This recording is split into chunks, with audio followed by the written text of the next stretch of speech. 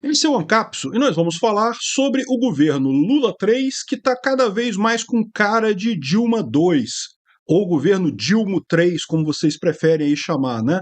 Pois é, até o Meirelles, que votou no Lula, vocês lembram, apoiou o Lula, pediu voto para o Lula, entendeu agora que nós estamos no mesmo caminho, recessão e possivelmente um impeachment. Vamos entender quais são essas circunstâncias que o pessoal está apontando aqui, por que o governo Lula está tão pior do que esse pessoal imaginou.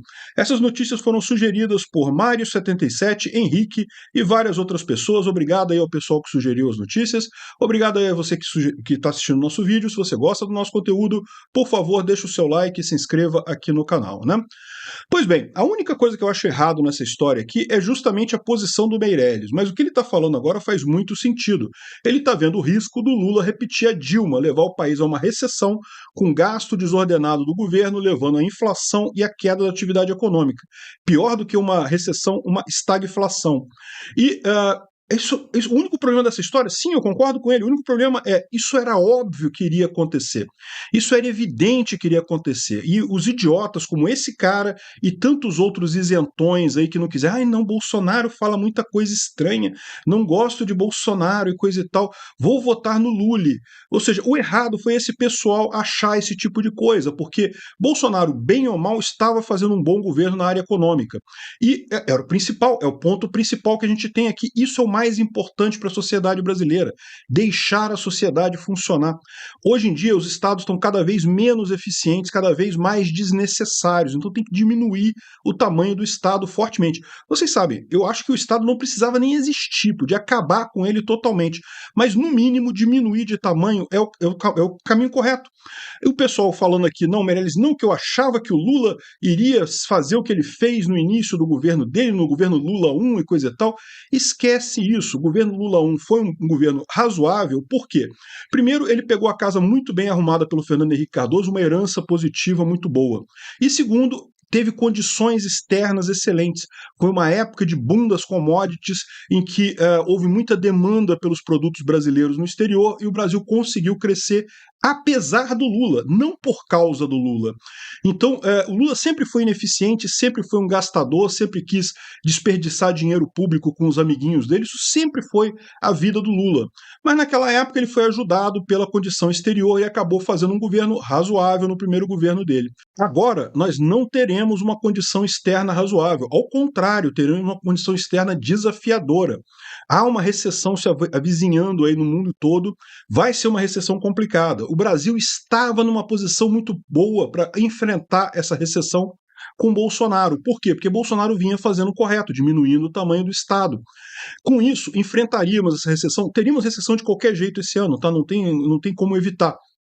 Mas a gente estaria melhor equipado para atravessar essa recessão. Com Lula, a coisa está só piorando. A recessão está piorando cada vez mais. E além do aspecto econômico, lembra que esse governo Lula tem também uma outra característica, que é a característica política bem peculiar. O cara é um corrupto condenado. Todo mundo sabe que ele é um corrupto condenado. Todo mundo sabe que o desmanche da Lava Jato foi uma besteira completa feita pelos amiguinhos dele lá do STF. Até hoje eu não entendo muito bem como que isso aconteceu. Mas, enfim, aí o que acontece? Isso gera duas forças diferentes aí. A primeira força é o fato de que ele quer uma espécie de vingança contra a sociedade brasileira. Tem muitas das ações do Lula que eu, sinceramente, a minha dúvida é, ele quer sacanear o pessoal mesmo, né? Só que é isso, porque ele nem se beneficia tanto daquela ação e aquilo só vai piorar a situação da economia brasileira, ou seja, a impressão que dá é que ele quer sacanear o povo brasileiro. Por exemplo, bater na taxa de juros do Banco Central. Não ajuda em nada, não vai fazer a taxa cair, só vai gerar mais incerteza no mercado, o pessoal vai ficar mais em dúvida se investe ou não. Questionar a privatização da Eletrobras, outra coisa que é um absurdo. Foi privatizada, está lá, passou por todos os órgãos, TCU, STF, passou por tudo. Aí o cara vem questionar isso, e só piora a situação, não tem nada que tenha de ganho nisso daí. Quer dizer, tem para os pelegos dele lá, para os amiguinhos dele lá, que vai ter cargo na Eletrobras e coisa e tal. Mas para que isso, né? Ou seja, o cara quer, em última análise, sacanear, se vingar, não do Sérgio Moro, não do Bolsonaro, não, ele quer se vingar do povo brasileiro como um todo, né? Só que isso também gera o efeito contrário. E isso é outro ponto que o pessoal levanta aqui, que é a falta de força no Congresso, né? O pessoal não quer tanto assim se associar a um corrupto conhecido. Todo mundo sabe que esse governo do Lula, além de ser um governo ruim, é um governo encabeçado por uma pessoa manchada. Então, o pessoal que está tendo coragem de aparecer abraçadinho com o Lula por aí pode saber que vai ser cobrado por isso no futuro muito próximo, porque esse governo Lula vai fazer água de qualquer forma.